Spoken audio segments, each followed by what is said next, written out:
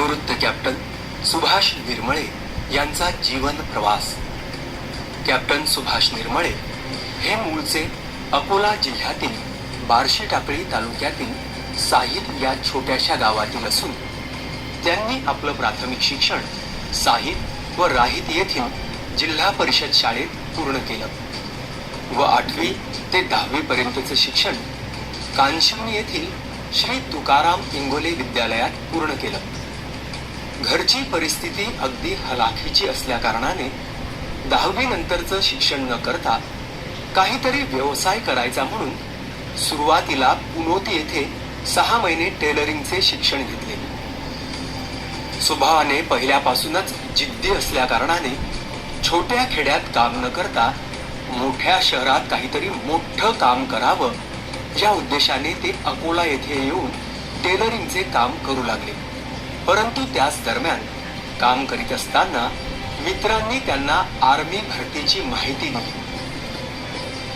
लहानपणापासून सैन्य दलाविषयीचे आकर्षण आणि देशासाठी काहीतरी करण्याची त्यांची इच्छा होती.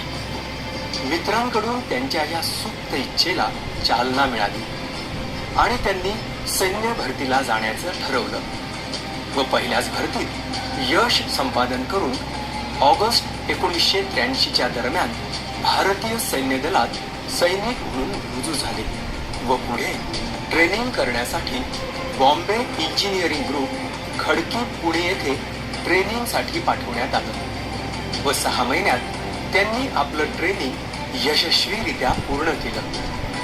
त्याच दरम्यान आंतर बटालियन स्विमिंग स्पर्धा पाहत असताना त्या स्पर्धेतील सहभागी एका स्पर्धकाच्या प्रशिक्षकाला जाऊन ते भेटले व मला सुद्धा पोहता येते असे सांगितल्यावर त्या प्रशिक्षकांनी त्यांना पोहण्याची परवानगी दिली व पहिल्याच नजरेत या प्रशिक्षकाने त्यांची पोहण्याची कला पाहून स्विमिंग या खेळासाठी निवड केली व त्यानंतर त्यांची खऱ्या अर्थाने करिअरला सुरुवात झाली.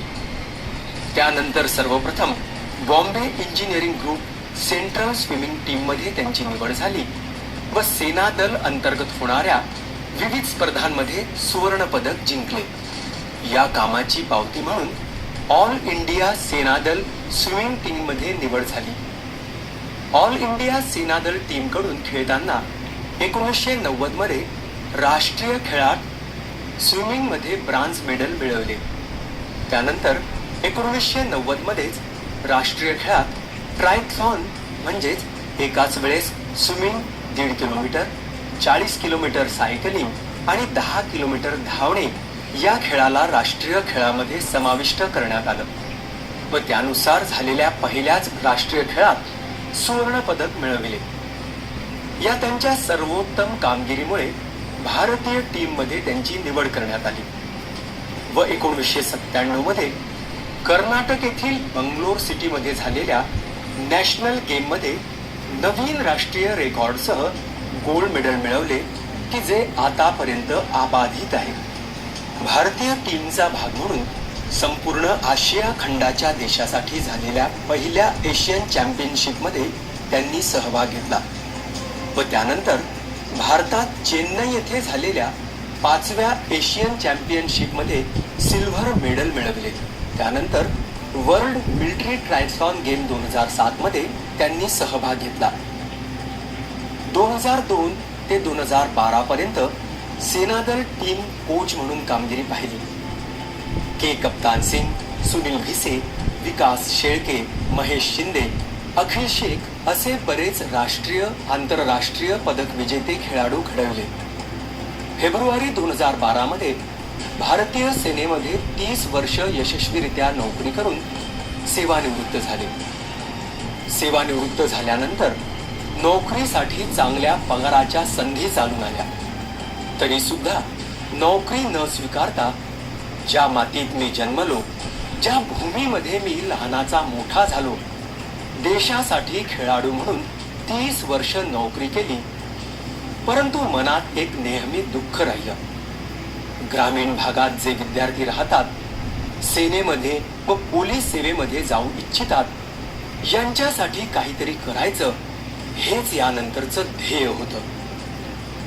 आणि हे ध्येय प्राप्तीसाठी सुरुवात झाली व अकोला जिल्ह्यातील कानशिवनी या ग्रामीण भागात भव्य सैन्य तथा पोलीस भरती प्रशिक्षण केंद्र उभारण्यात आलं आणि अल्पावधीतच यामधून आतापर्यंत 55 विद्यार्थ्यांची भारतीय सैन्य दलात आणि महाराष्ट्र पोलीस सेवेत निवड झाली। याचं सगळ्यात मोठं कारण म्हणजे या सेंटरला असलेल्या सुविधा, स्वतंत्र रनिंग ट्रॅक,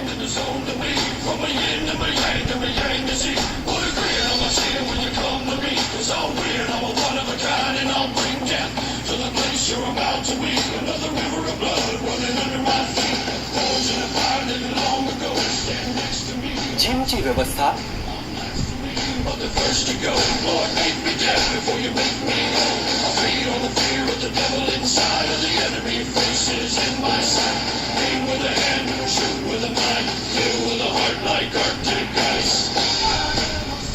शंभर मीटरचा ट्रॅक,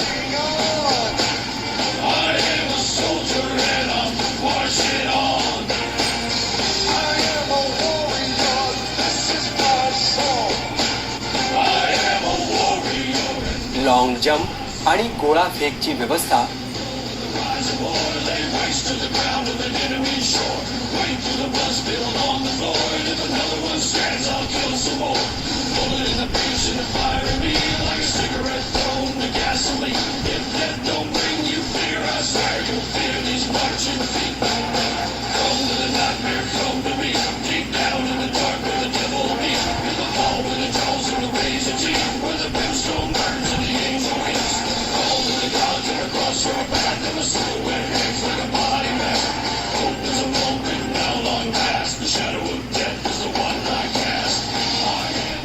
पुल अप साठी खास मशीनची व्यवस्था,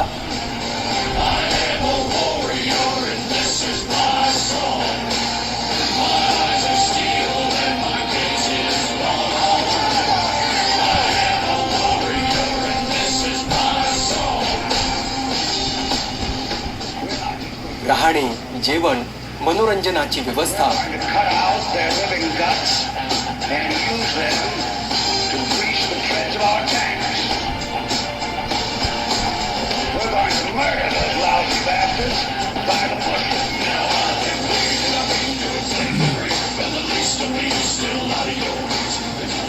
आणि खेळासाठी मोकळे मैदान,